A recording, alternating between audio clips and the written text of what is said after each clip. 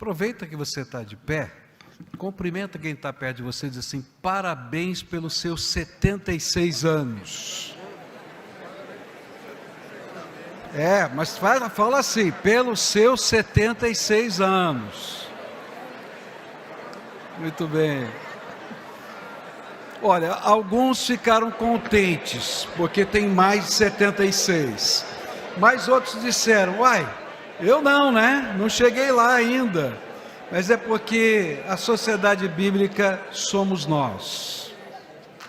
Sociedade bíblica é você, sou eu, esse povo que está aqui, esse coral. Você que tem uma Bíblia, você que lê a Bíblia, você que distribui a Bíblia, você que ama a palavra de Deus, você é a sociedade bíblica. Parabéns pelos seus 76 anos, viu? Vou dar uma salva de palmas para você, viu?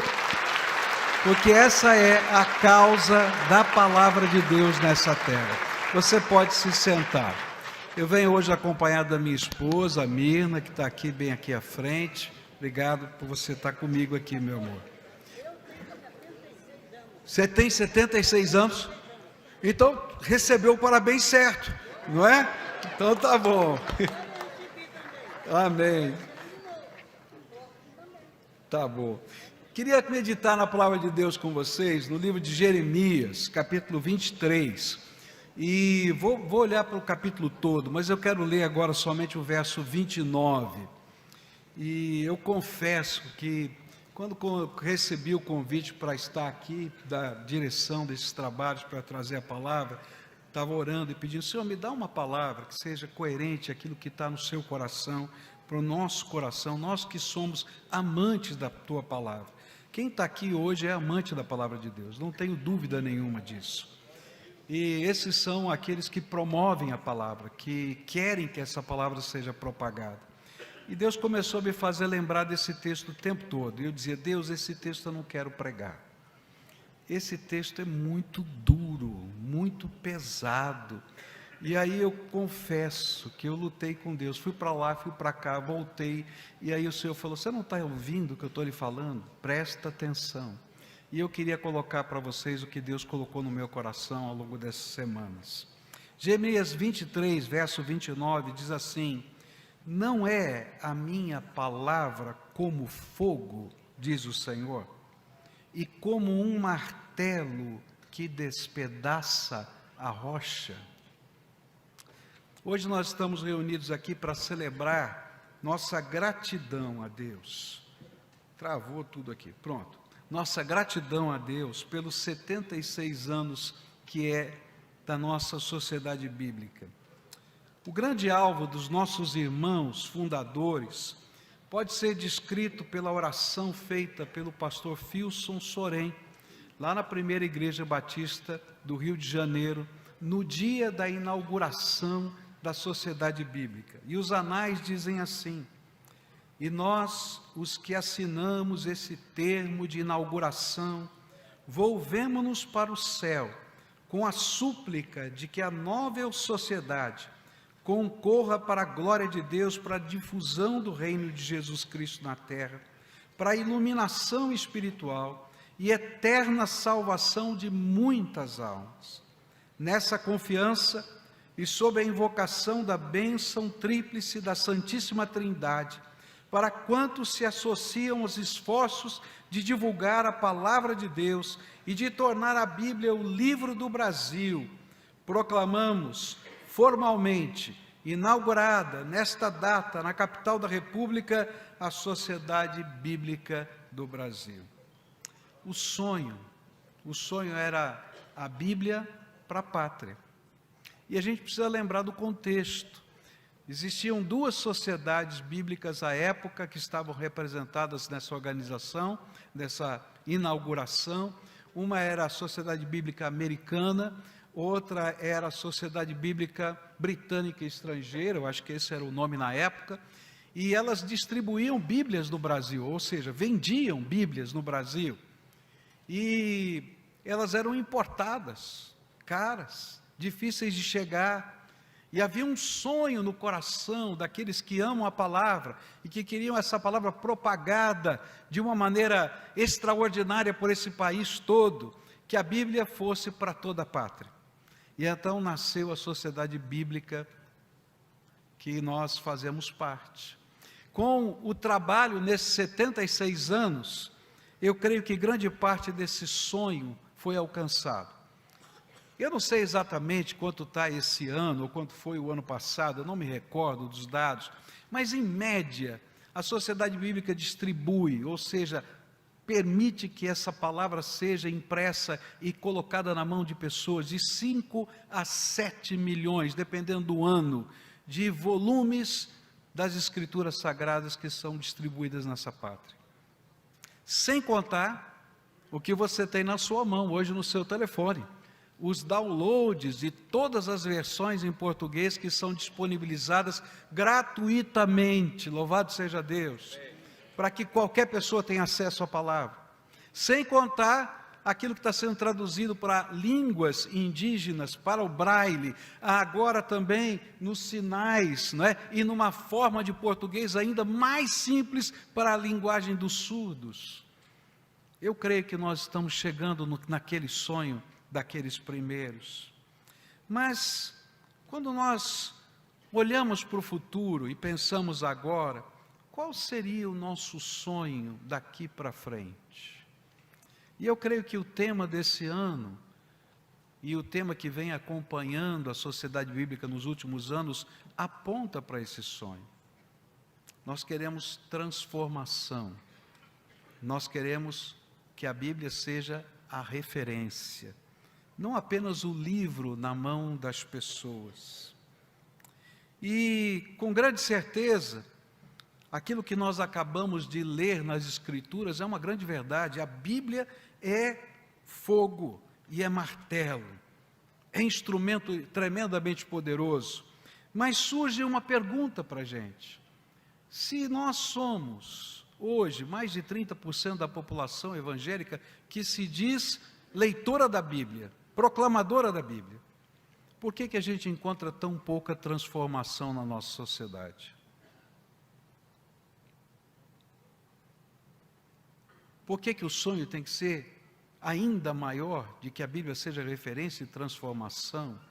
Se somos tantos, se os especialistas em estatística estiverem corretos, entre 2034 e 2040, na projeção deles, seremos 50% da população brasileira. Mas que tipo de transformação queremos ver nessa nação? Que tipo de transformação queremos ver nesse mundo? E a pergunta fica: por que então, se temos tantas Bíblias na mão do povo e tanta gente crescendo, dizendo ser comprometida com a Bíblia, ainda não vimos tanta transformação assim? E eu creio que a resposta não está na falha da Escritura, porque a Bíblia continua sendo fogo e martelo. É tão sério isso, que num dos sermões mais famosos do Brasil, que faz parte da literatura brasileira, chamada Sexagésima, do padre Antônio Vieira, ele vai dizer sobre a parábola do semeador, não é? Ou dos solos, depende de como você olhe. Ele diz assim: olha, a palavra de Deus é tão boa, tão boa, tão boa, que a semente dela, lançada em terra batida, o diabo tem que tirar, porque se não tirar, ela germina, porque ela continua sendo tremendamente boa. Então, o que está acontecendo? E parte da resposta pode ser encontrada nas palavras do profeta Jeremias, no capítulo 23, que nós acabamos de ler, só um trechinho deles. E eu quero ler alguns versículos que estão ali contidos, que dão parte da resposta. Diz assim a palavra do Senhor, verso 25: tenho ouvido o que dizem aqueles profetas, proclamando mentiras em meu nome, dizendo: sonhei, sonhei. Até quando acontecerá isso no coração dos profetas, que proclamam mentiras e que proclamam só o engano do próprio coração? Até quando tentarão fazer com que o meu povo se esqueça do meu nome por meio dos sonhos que contam uns aos outros, assim como os pais deles se esqueceram do meu nome por causa de Baal? O profeta que tem um sonho conte-o como um sonho, um simples sonho. Mas aquele em quem está a minha palavra, fale a minha palavra com verdade. O que é que a palha tem a ver com o trigo, diz o Senhor? Não é a minha palavra como fogo, diz o Senhor, e como um martelo que despedaça a rocha.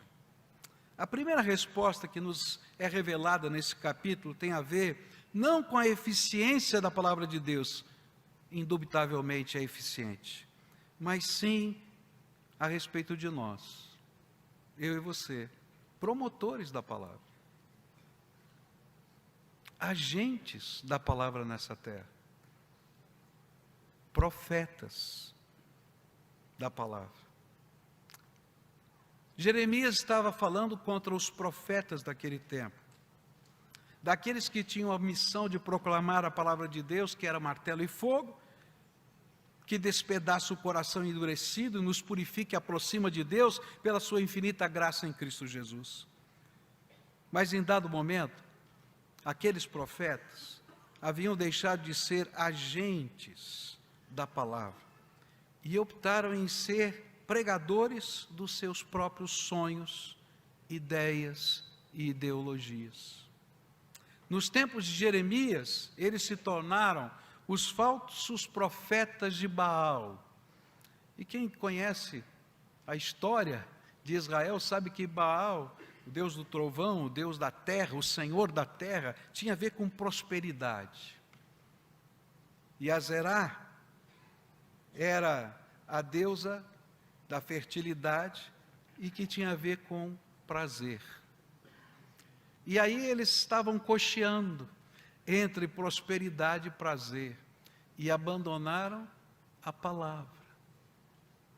Os falsos profetas de Jerusalém, que pautavam as suas palavras nos devaneios da cultura do seu tempo, também abandonaram a palavra. Ambos não pregaram a palavra de Deus, só pregaram os seus sonhos, seus pensamentos, suas ideias. E por isso levaram o povo a rumos diferentes dos que haviam sido planejados por Deus. Eu creio que nós corremos o mesmo perigo nos dias de hoje. Pregadores que ensinam as suas próprias visões e não a palavra de Deus. Pregadores que ensinam a aculturação e não a palavra de Deus. Seremos 50% da população brasileira de que tipo de pregadores? E de que tipo de pessoas que creem na palavra de Deus?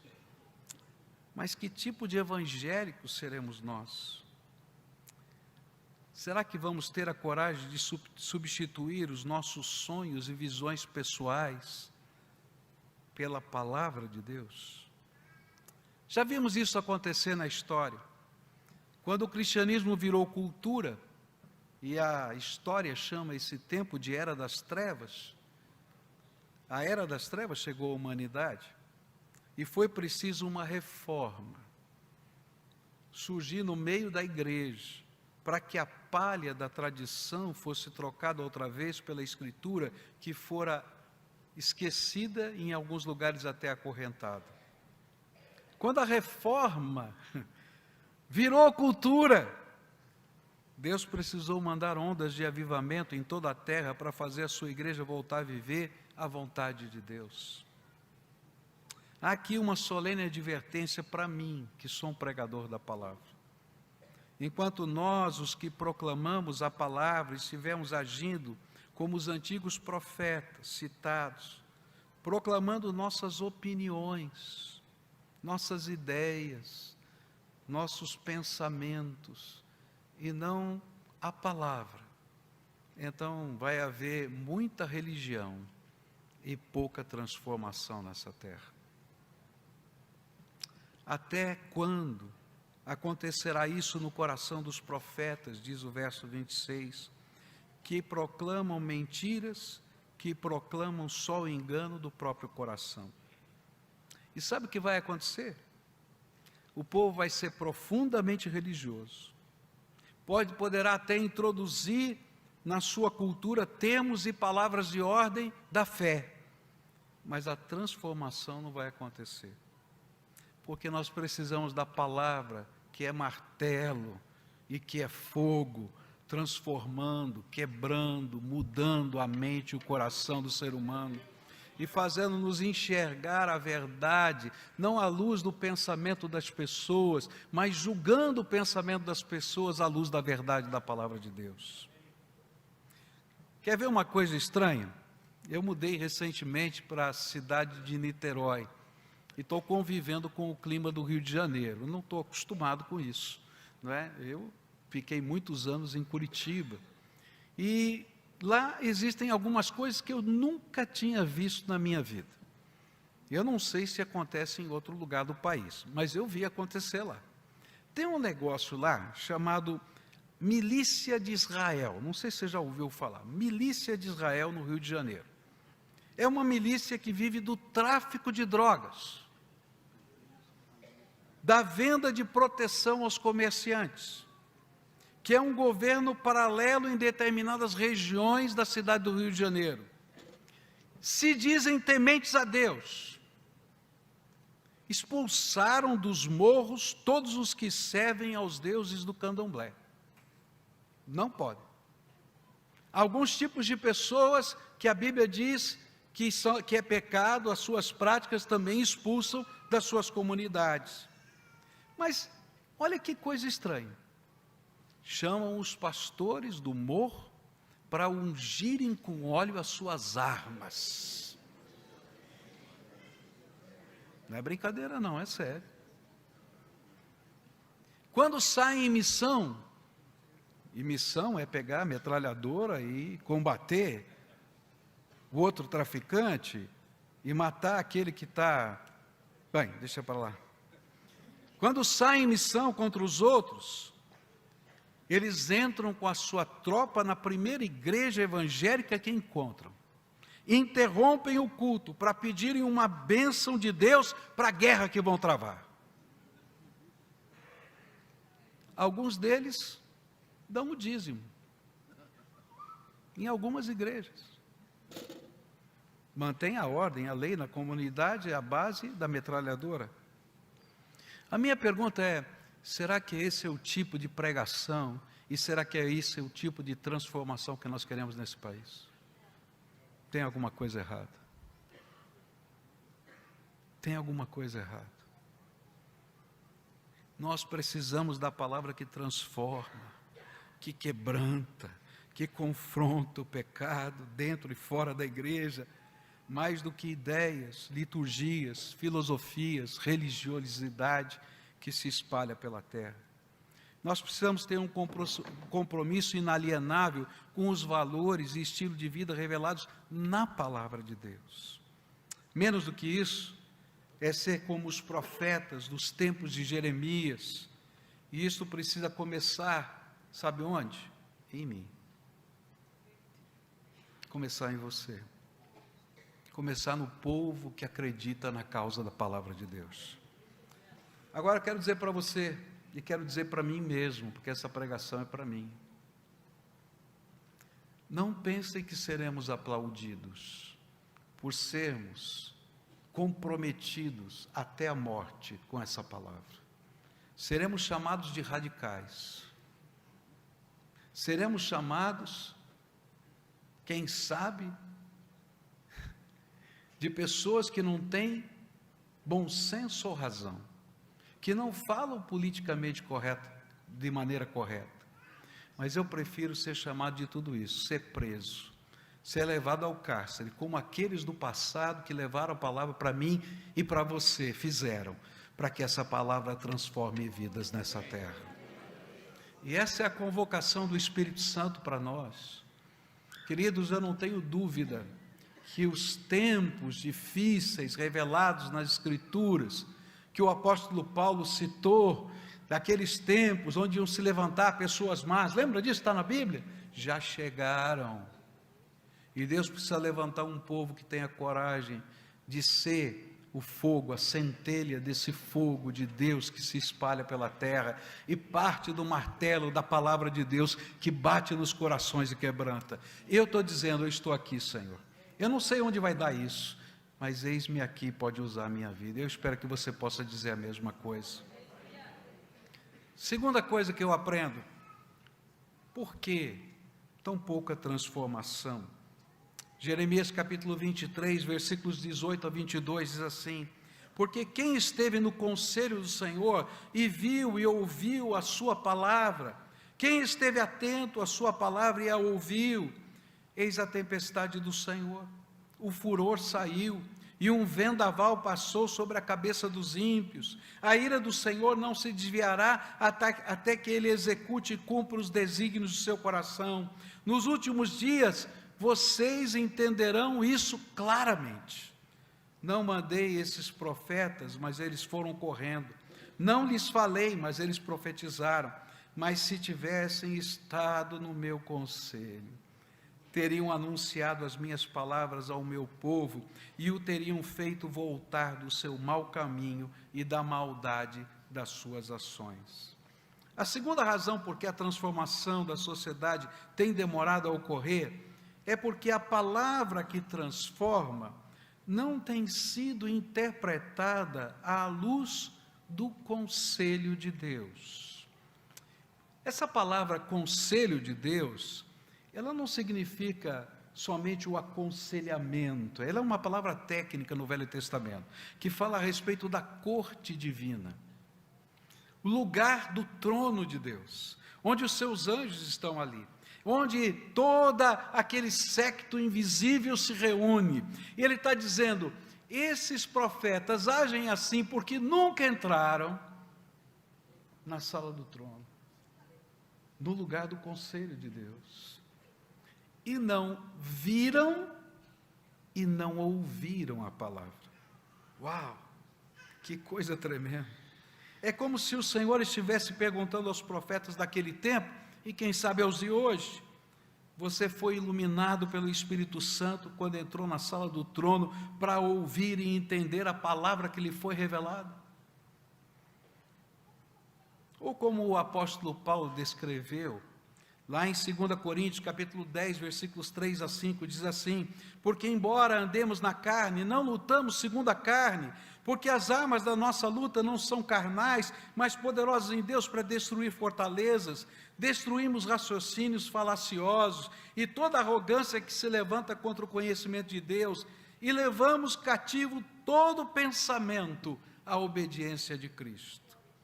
Sabe o que a palavra está dizendo? E é algo que os teólogos já disseram há muito tempo: como é que eu posso me esvaziar da minha cultura, do meu pensamento, das minhas ideias ao interpretar a Bíblia? Não existe ninguém isento. Quando você estuda teologia, você logo vai aprender isso. Mas a Bíblia diz que dá. Sabe como? Quando nós nos apresentamos no trono de Deus e permitimos que o Espírito Santo leve cativo até o trono dele todo o meu pensamento, toda a minha ideia, para que eu possa aprender da palavra viva, que é o Deus Todo-Poderoso, aquilo que está na palavra escrita.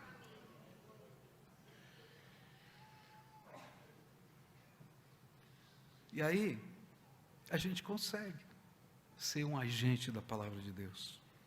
E outra vez a história vai nos ensinar: a maioria dos reformadores eram padres, religiosos, pregadores, mas não conseguiram se comprometer.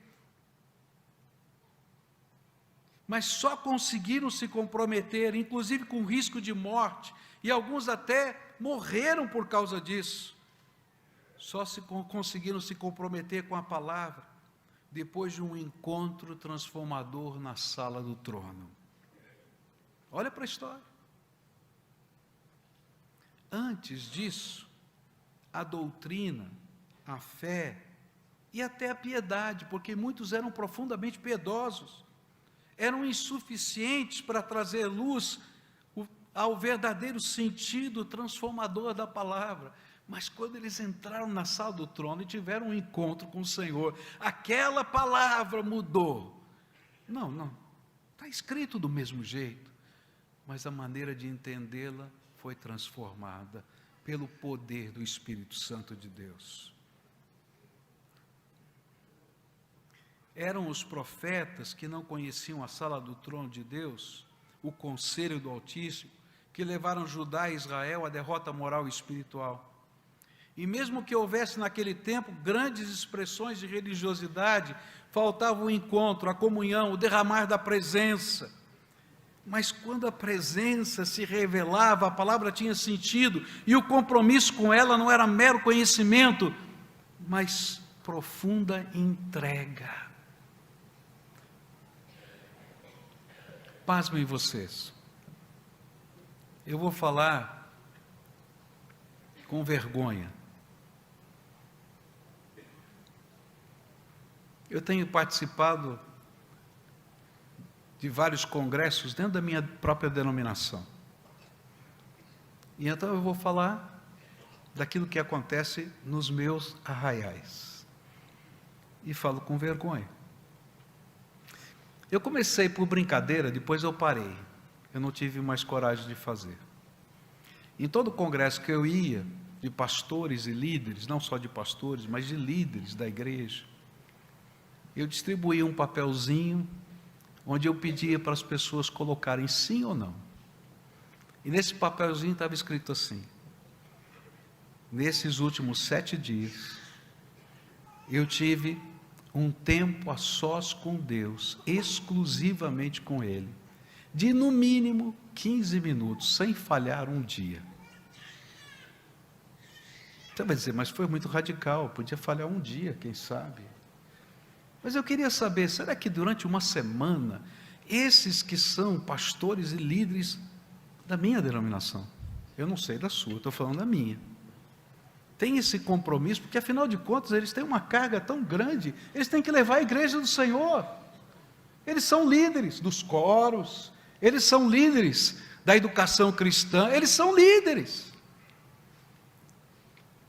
Para minha vergonha, 85% diziam não. Eu não vou distribuir esse papelzinho aqui não. Ninguém põe o nome. Como nós queremos transformar essa nação se nós, os agentes da palavra, não temos audiências na sala do trono? E se essa palavra não se transforma em palavra viva? Eu acho interessante que Jeremias vai dizer, Deus falando, que viram a palavra. Quem vê a palavra? Mas aí a gente lembra quem é a palavra viva: Jesus Cristo. Viram a palavra e ouviram a palavra. Queridos, não basta apenas ouvir a palavra, não basta apenas saber a palavra, não basta apenas conhecer grego, hebraico e o que mais for, precisa ver a palavra, precisa viver a palavra. Por isso o conselho do Senhor permanece. Se queremos ser agentes da palavra que transforma, precisamos ser as cartas vivas de Deus. E por isso ele diz, verso 18 e verso 22, porque quem esteve no conselho do Senhor e viu e ouviu a sua palavra, quem esteve atento à sua palavra e a ouviu, mas se tivessem estado no meu conselho, teriam anunciado as minhas palavras ao meu povo e o teriam feito voltar do seu mau caminho e da maldade das suas ações. O que Deus está falando aqui é, se esse povo tivesse na sala do trono, teria transformação, porque a palavra é viva e poderosa. O que mais precisamos hoje é um avivamento que represente a encarnação da palavra por causa da presença constante do homem da palavra, na presença do Deus da palavra. Um avivamento que nos leve a ser aqueles que, como diz a Escritura no verso 18, estão na sala do trono e por isso veem a palavra viva e a ouvem de um modo diferente, radicalmente transformador, e por isso se transformam em agentes de transformação nesta terra, pela inspiração. Eu creio que todos nós aqui já sofremos ou fomos abençoados, talvez seja a melhor palavra, por pessoas que nos inspiraram. Com certeza você tem alguém na tua história, gente boa de Deus, que lhe inspirou. Sabe, Deus precisa levantar outras gentes boas assim, como eu e você precisamos sê-las. Porque a palavra, ela é transformada em vida na minha vida e na sua vida. Eu ouço um chamado, eu ouço o som de uma trombeta que ecoa da sala do trono e me convida, Pascoal, mas convida você a sermos a centelha que incendeia a terra com a palavra que transforma. Eu não sei, você está ouvindo esse chamado? Você está ouvindo? Está ouvindo? Corrie ten Boom estava num dos grandes congressos feitos por Billy Graham, de evangelismo mundial. E ela foi convidada a pregar. Ela fez um sermão muito estranho. Um sermão que tinha uma frase que chocou o mundo. Naquela sala com mais de 5.000 ou 7.000, se não me falha a memória, evangelistas e pregadores do mundo inteiro, ela se levanta, vai à tribuna e grita: onde estão os homens de Deus? Onde estão os homens de Deus? E por 20 minutos ela fala isso. Onde estão os homens de Deus? De repente, algo aconteceu. E o Espírito Santo se derramou naquele lugar. E o primeiro a cair em prantos de joelhos na tribuna foi Billy Graham. E a hora que ele caiu ajoelhado, orando e clamando, porque naquela hora o Senhor revelava que faltava alguma coisa nos grandes evangelistas daquele tempo. Aquele auditório caiu todo aos prantos, confessando os seus pecados diante do Senhor. Um sermão de uma frase. Sabe por quê? Porque quando vivemos esse encontro e essa transformação primeiro em nós nos tornamos pessoas diferentes dos escribas do passado. Olha, se tinha alguém que conhecia a palavra, eram os escribas. Você já pensou você a vida inteira ter como profissão copiar a Bíblia? Frase por frase, letra por letra, e depois ficar conferindo, usando as regras maçoréticas, né? Somando os números daqui com dali, para ver se não havia nenhuma falha. Todavia, quando eles pregavam, não ardia o coração de ninguém. E quando Jesus pregava, o povo dizia, como está lá em Mateus 7, versículos 28 e 29, quando Jesus acabou de proferir essas palavras, as multidões estavam maravilhadas com a sua doutrina, porque ele as ensinava como quem tem autoridade, e não como os escribas. Meus irmãos, nós precisamos de menos escribas, e mais pessoas cheias do Espírito Santo e que vivem a palavra. Última coisa, senão vocês nunca mais me chamam. Versos 30 e 31 diz assim: portanto, eis que sou contra esses profetas, diz o Senhor, que roubam as minhas palavras uns dos outros. Eis que eu sou contra esses profetas, diz o Senhor, que pregam a sua própria palavra e afirmam, ele disse. Esse texto nos apresenta uma terceira razão porque não havia transformação nos tempos de Jeremias. Era porque alguns dos profetas não eram os criadores dos seus sonhos, visões e ideias. Não, era pior. Eles eram os promotores e divulgadores dos sonhos e visões de outras pessoas. E eu os chamo dos pregadores das teologias humanas. Por isso se afastaram da palavra de Deus e se tornaram meros discípulos de outros profetas. E queridos, isso está acontecendo de uma maneira incrível no nosso mundo hoje, nas várias teologias que a gente tem. Teologia isso, teologia aquilo, teologia gay, feminista, vai colocando, você vai ter 500 mil aí que você vai ver. E o interessante é que alguns proclamadores e até pregadores e pastores não se dizem mais pregadores da palavra. Eles são agora teólogos. Me perdoe. Todos nós podemos ser teólogos, não tem problema. Quantos aqui já não têm até o grau? Mas eu sou feliz em ser um pregador da palavra. O Senhor nos convoca a sermos aqueles que defendam a palavra bíblica, iluminada pela vivência na sala do trono, e não a teoria A ou B.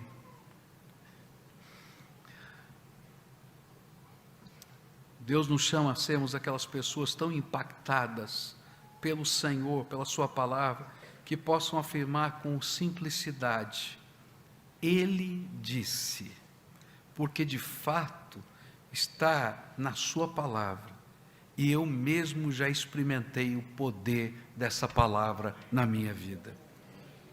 Eu creio que uma das grandes contribuições da reforma foi uma volta à centralidade da palavra, colocando acima dos escritos da tradição. E nós precisamos colocar a palavra acima dos pensamentos que nos atraem, e precisamos julgá-los à luz da palavra. E só assim entenderemos o significado do que estava lá no versículo 29. Não é a minha palavra como fogo, diz o Senhor, e como um martelo que despedaça a rocha. Ela será o fogo de Deus que consumirá a palha, e o martelo que despedaçará a rocha, que se tornou o nosso coração. E por isso Jeremias nos ensina que o Senhor está à procura de um certo tipo de agente da sua palavra. E versículos 23, 24 dizem assim: sou eu Deus apenas de perto, diz o Senhor? Não, também Deus de longe. Pode alguém se ocultar em esconderijos de modo que eu não veja, diz o Senhor? Não, encho eu os céus e a terra, diz o Senhor. Não é a minha palavra como fogo, diz o Senhor, e como um martelo que despedaça a rocha. Então, que tipo de agente da palavra ele está buscando? Gente fiel à palavra, doa quem doer, que tem um compromisso com Deus e com a sua palavra, e vão pagar o preço por isso. Jeremias foi lançado num poço, quando alguns queriam matá-lo. Pela misericórdia de Deus, ele não foi morto e foi só lançado no poço. Porque esse era o preço da fidelidade. Você não será aplaudido, mas você vai ser a centelha do fogo de Deus que queima a palha. A Bíblia nos ensina que tempos difíceis virão, e que viver e proclamar a palavra seria motivo de perseguição. Nós estamos voltando a viver esses tempos. Preparem-se, porque aqueles que não tiverem esse compromisso não vão aguentar. Não vai diminuir a religiosidade, mas diminuirão os fiéis. Trigo e não palha alimentam com o pão da vida e não apenas com a aparência ou o que parece ser politicamente correto nos nossos dias, que trazem uma mensagem que é fogo, arde no coração humano, pois procede do trono de Deus, pois é a palavra viva, que é martelo de Deus, quebra pedras, são agentes do quebrantamento espiritual, são a chave que Deus usa para derramar um genuíno avivamento. É uma coisa estranha o que acontecia nos avivamentos. Eu acho incrível. Primeiro avivamento americano, o grande tema é: os pastores precisam ser convertidos. E por isso, se você é pastor e um dia fez um exame de ordenação e você teve que começar contando a sua história de conversão, é porque naquele primeiro avivamento eles disseram: não é possível ter dirigentes da igreja, mestres da palavra, doutores em teologia que não sejam convertidos. Mas aconteceu. No segundo avivamento americano, eu acho incrível, o cerne do avivamento era arrependimento. E aí começaram a fazer uns negócios diferentes. Sempre que tem um avivamento, tem uns negócios diferentes que acontecem, né? Eles inventaram um tal do banco do penitente.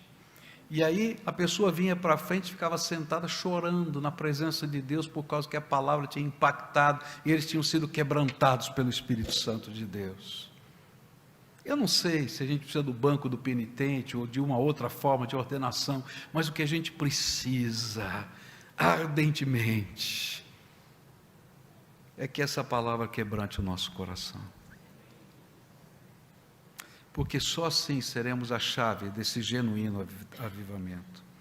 Nessa festa dos 76 anos da Sociedade Bíblica, eu venho aqui para conclamar o povo de Deus, de todas as denominações, gente que ama a palavra, trabalha pela causa da Bíblia, senão você não estaria aqui, a fazer parte de um santo movimento, de volta à palavra, esta iluminada em profundas experiências, vividas na sala do trono, que permitam que o Espírito Santo leve cativo aos pés de nosso Senhor Jesus Cristo, todo pensamento, ideologia, teologia pessoal, ou até dos que nos influenciam, para, no poder desse maravilhoso Espírito, sermos um martelo de Deus, que Ele possa usar, e a centelha que espalha o fogo do avivamento, transformador nessa terra. Eu sou o primeiro a atender esse apelo. Eis-me aqui, Senhor, pode me usar, e eu espero que você esteja comigo nessa batalha.